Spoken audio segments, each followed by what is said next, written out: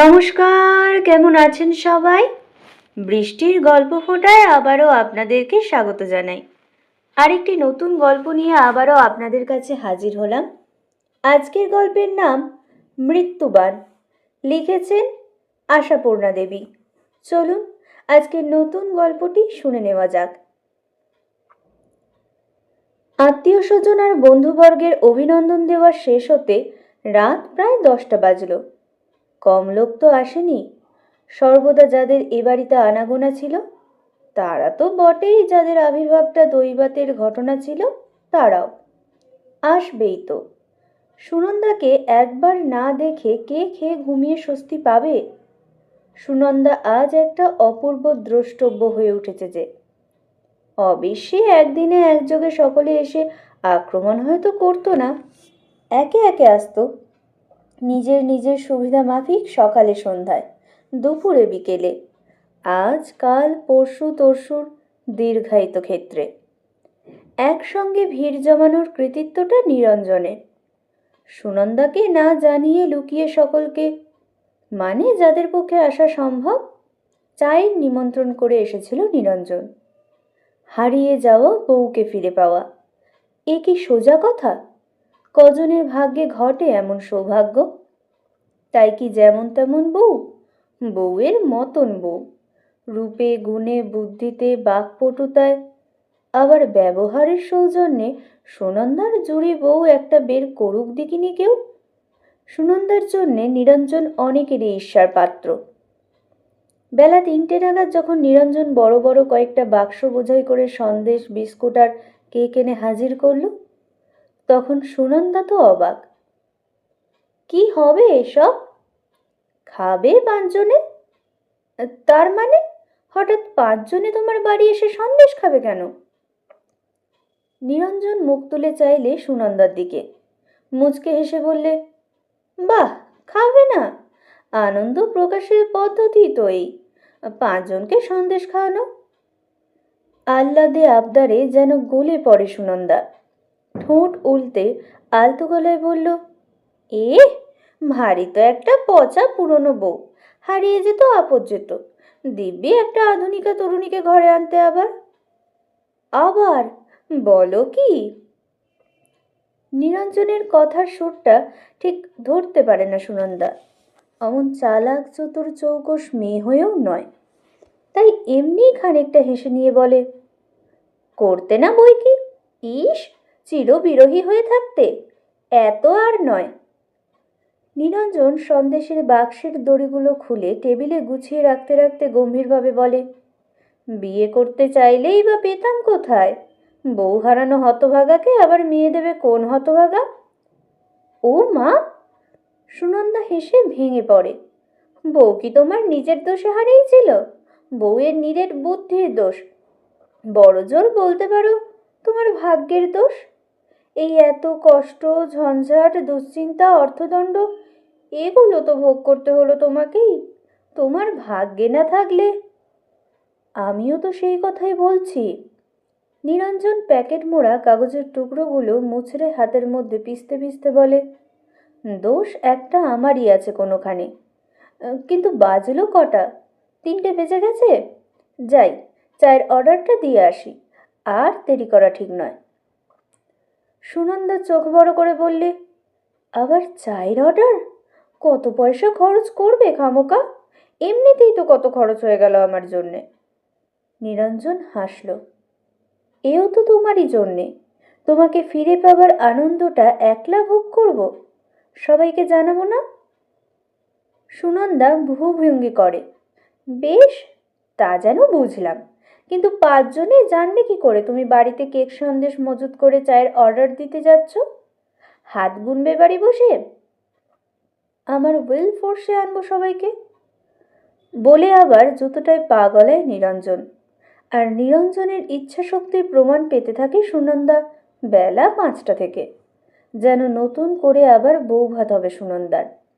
নিরঞ্জনের নির্দেশে চমৎকার একখানা শাড়ি পরেছে সুনন্দা, লাল পাড়ের, তার সঙ্গে ম্যাচ করে লাল একটা ব্লাউজ, সিঁথিতে সিঁদুর জ্বলছে ডগডগ করে, আর ফর্সা কপালের উপর সযত্নে আঁকা বিরাট আকারের সিন্দুরের টিপটা যেন সগর্বে ঘোষণা করছে সুনন্দার সৌভাগ্য।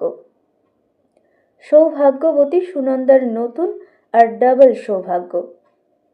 সুনন্দার জন্য নিরঞ্জন যেমন অনেকের ঈর্ষার পাত্র, তেমনি নিরঞ্জনের অগাধ পত্নীপ্রেমও অনেক মেয়ের ঈর্ষার বস্তু। সিঁড়ির কাছে দাঁড়িয়ে অতিথিদের অভ্যর্থনা করছে সুনন্দা। অজস্র হাসছে, অনর্গল কথা কইছে। 5-7 বছর বয়স কমে গেছে যেন ওর। বাবা, এই বউকে হারিয়ে ফেলেছিল নিরঞ্জন। যে দেখছে সেই ভাবছে একবার করে কথাটা। মোটা শরীর নিয়ে হাঁপাতে হাঁপাতে উঠছে পিস্তুত ননদ বাসন্তী। হাঁপটা জিরিয়ে নেবার অপেক্ষা করে না, হাঁপাতে হাঁপাতেই বলে, ধন্যি বাবা, খুব দেখালে, যা হোক, দাদাটিকে আমাদের পাগল করে ছেড়েছিলে। সুনন্দা মিষ্টি করে হাসে। সে কি আজ নতুন? চিরদিনই তো করছি। তোমার সঙ্গে কথায় কে পারবে বাবা? তা বলে যাই বলো ভাই, এবারে কিন্তু তোমার নন্দাইকে খুব একচোট নিয়েছি। কেন? সে ভদ্রলোকের অপরাধ? অপরাধ নয়, বরাবর কেবল আমাকে বলা হয় হাঁদা বোকার ঢিপি। সুনন্দা বৌদির বিদ্যে বুদ্ধির প্রশংসায় পঞ্চমুখ। এবার এবার কি হলো? আর যাই হোক, এ পর্যন্ত তো ঘরেই আছি, জোচ্চরে ভুলিয়ে ঘরের ভার করে নিয়ে যেতে পারেনি। নন্দাইটি বোধহয় ঢিপি। প্রেয়সীটিকে সিঁড়ির মুখে ছেড়ে দিয়ে নিচেই ছিলেন এতক্ষণ, এবারে দেখা গেল আসছেন। তার দিকে এক নজর তাকিয়ে সুনন্দা স্বভাবসিদ্ধ টেপা হাসি এসে বলে, তোকে ভুলিয়ে নিয়ে যেতে হলে তো লরি ভাড়া করতে হবে, সেটা কি আর নিঃশব্দে হতো? ওই শোনো, হয়েছে। হা হা করে হেসে ওঠেন নন্দাই। বাসন্তী রেগে গিয়ে আরো হাঁপায়। তাহলে আমার মতন ঢিপসি হাতেই ভালো বাবা, মোটে ভাড়া দেবার ভয়ে আছে, এগোবে না কেউ। সুনন্দাও রবারের মতো গালটা টিপে দিয়ে হেসে ওঠে খিলখিল করে। মামা তো দেওর নীতিশ উঠে এলো লাফাতে লাফাতে। এই যে বৌদি, সশরীরে জলজান্ত আছেন তাহলে? থাকবো না। সুনন্দার গায়ে রুমালের ঝাপটা মেরে হেসে ওঠে। কেন, তোমার দাদা আমার শ্রাদ্ধ উপলক্ষে নেমন্তন্ন করে এসেছিলেন নাকি, তাই জলজান্ত দেখে চমকে যাচ্ছ?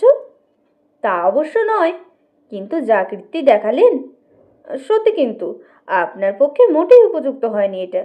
শেষে কিনা খবরের কাগজের রদ্দি খবরের মতো শুনতে হলো, জুয়া চোরের কবলে সুনন্দা দেবী। যা তা করলেন একেবারে। সত্যি আপনার একবার সন্দেহ মাত্র হলো না? অপরিচিত একটা লোকের সঙ্গে চলে গেলেন ধা করে। চাকরটা ফিরে আসা পর্যন্ত দেরি সইল না, দৌড় খুলে রেখে। সুনন্দা রহস্যময় সুরে বলে, তোমার কাছে আমিও কিন্তু এরকম মাথা মোটা কথা শুনবার আশা করিনি নিত ঠাকুরপো। ওই রদ্দি গল্পটা তুমিও দিব্যি বিশ্বাস করে বসে আছো। তার মানে? বিশ্বাস করব না মানে? আরও কিছু আছে নাকি এর ভেতরে? নিরঞ্জন আসছে হন্তদন্ত হয়ে। রেস্টুরেন্ট থেকে চা বাহি চাকর পাঠিয়ে দিয়েছে, আর টাকাটা দিতে হবে তাকে। নিতুকে প্রায় ঠেলে সরিয়ে 3 লাফে ওপরে উঠে গেল। ততক্ষণে সুনন্দা হাসিতে ভেঙে খান খান হয়ে গেছে। না তো কি, সত্যি কেউ ভুলিয়ে নিয়ে গেল আমাকে? কেটে পড়েছিলাম হে, নিজের ইচ্ছায় কেটে পড়েছিলাম। তোমার দাদার ট্যাঁক থেকে খসে পড়েছিলাম। তারপর এই তোমাদের সব মনে পড়ে গেল, ফিরে এলাম। ভাগ্যিস তোরা ছিলি। পার্সটা হাতে নিয়ে ছুটে নেমে যাবার সময় বলে যায় নিরঞ্জন। পাত্র ভেদে সুনন্দার ধরন আলাদা। বয়োজ্যেষ্ঠাদের কাছে বসে রয়েছে সুনন্দা, নম্র কোমল শান্ত মুখে একটা বিগত ক্লান্তির ছায়া। শাড়ির টকটকে পাড়টা, ব্লাউজের উজ্জ্বল লালটা, সিঁদুরের ডগডগে রেখাটা এখন আর সৌন্দর্যের উপরে একটা উগ্র ছাপ এনে দিচ্ছে না, ফুটিয়ে তুলেছে সতী সাধ্যী স্নিগ্ধ সুষমা। রংটাকে অমন মিইয়ে আনতে পারল কি করে সুনন্দা? সেদিনের কথা মনে আনলে কি আর জ্ঞান থাকে মাসিমা? ভদ্রলোকের মতো দেখতে, গাড়ি চড়ে এসেছে। কি করে ভাববো চোর ডাকাত? যখন বলল, মেডিকেল কলেজ থেকে আসছি আমি, আপনি যদি আমাদের সঙ্গে যেতে রাজি হন, হয়তো শেষ দেখাটাও হবে আপনার স্বামীর সঙ্গে।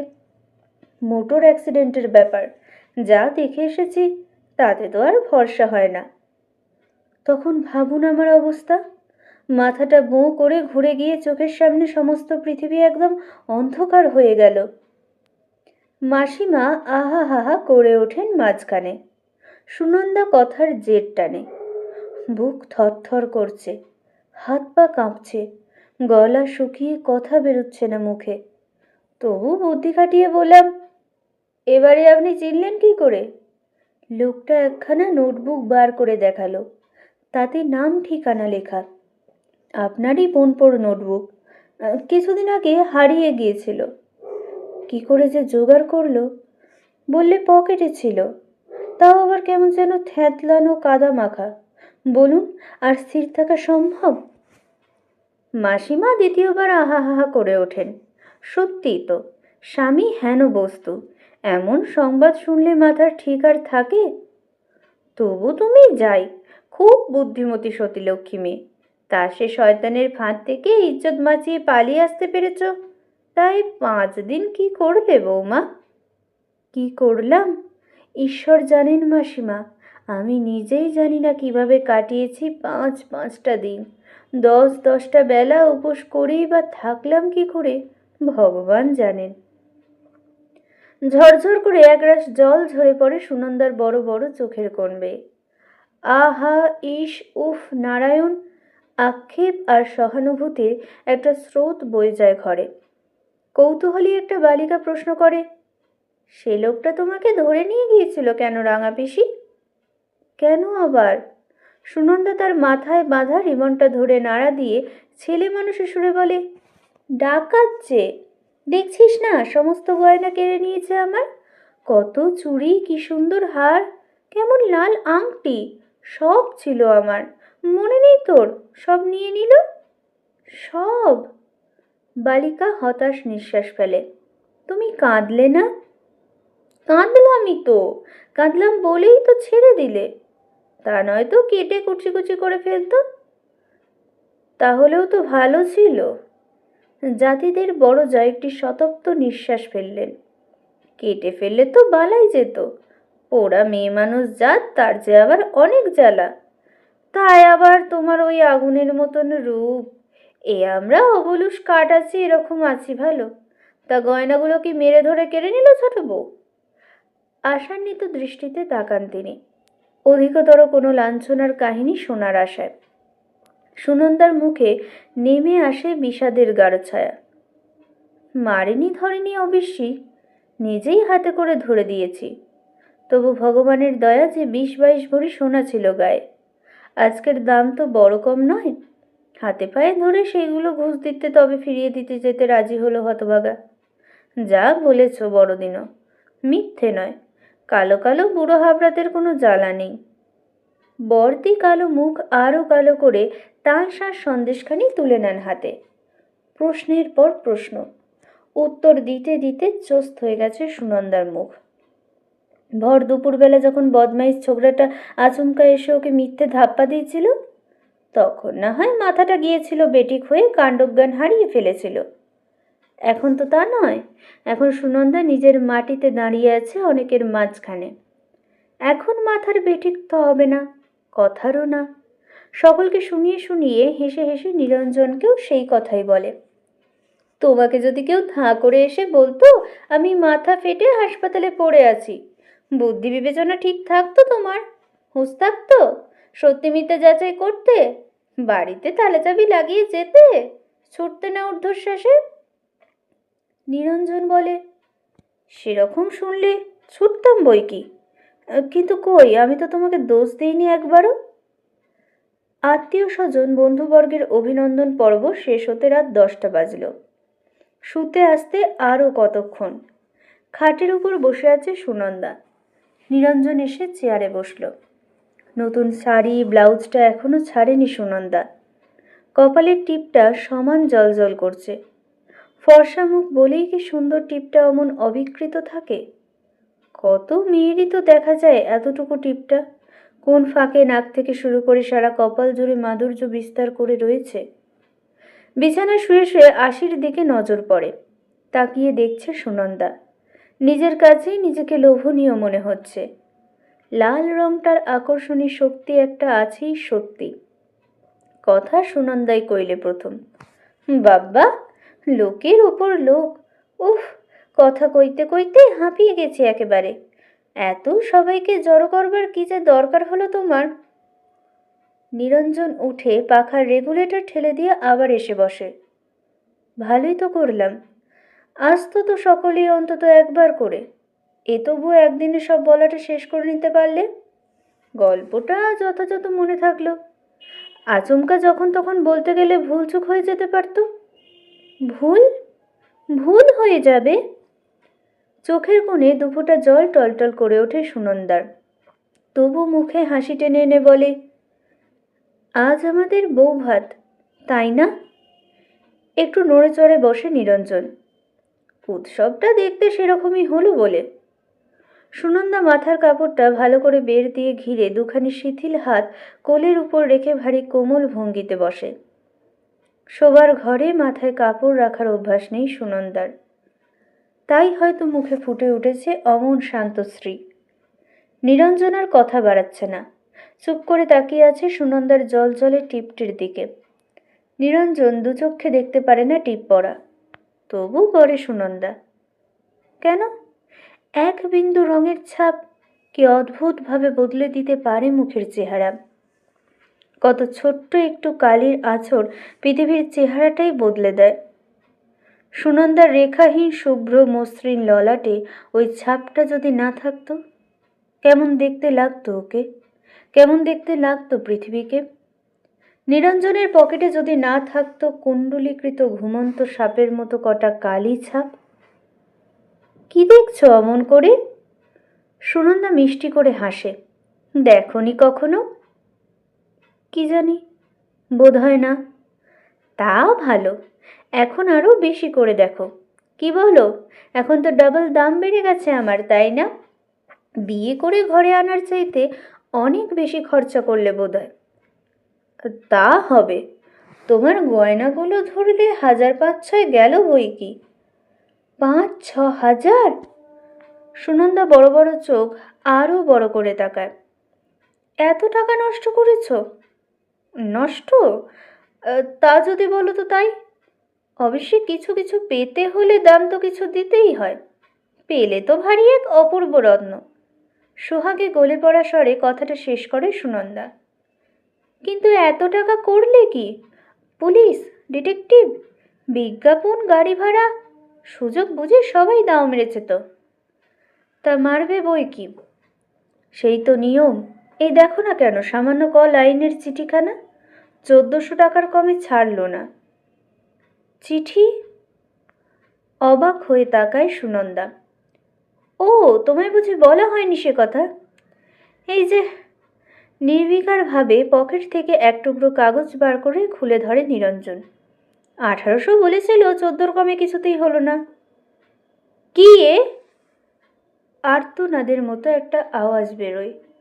শান্ত সুনন্দা হঠাৎ বাজ পাখির মতো ঝাপট মেরে নিরঞ্জনের প্রসারিত হাতের উপর বাজ পাখির মতোই তীব্র তীক্ষ্ণ স্বর বেরোন।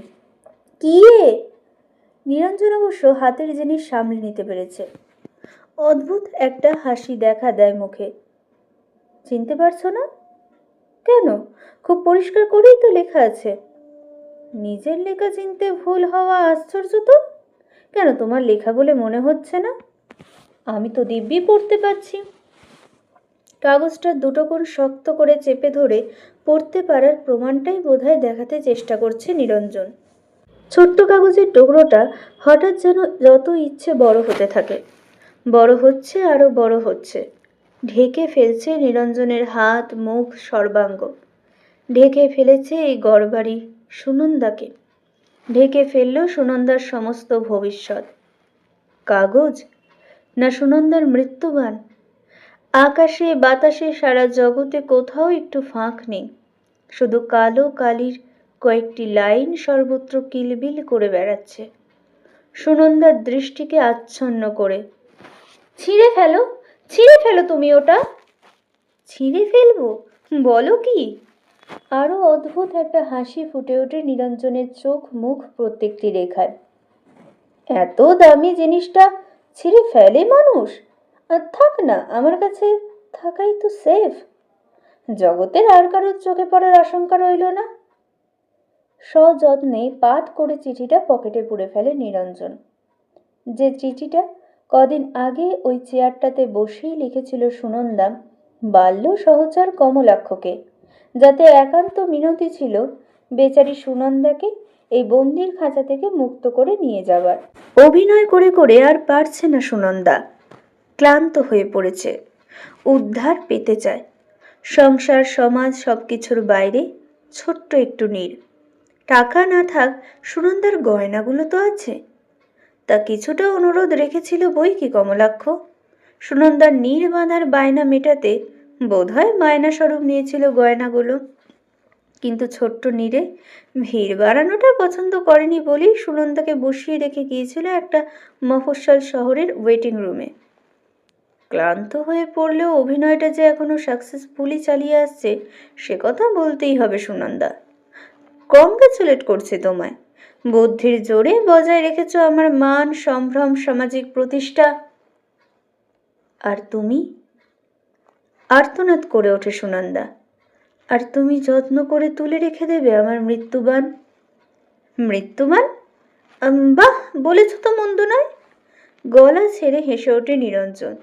বেশ ভালো ভালো কথা জোগায় তো তোমার। অনেক নভেল নাটক পড়ো কি না? পকেটের উপর সযত্নে হাত বুলিয়ে যেন পরীক্ষা করে নেয় নিরঞ্জন আছে কি না। আছে দেখে নিশ্চিন্ত হয়ে বলে, নামটা নির্বাচন করেছ খাসা, কিন্তু কার তাই ভাবছি।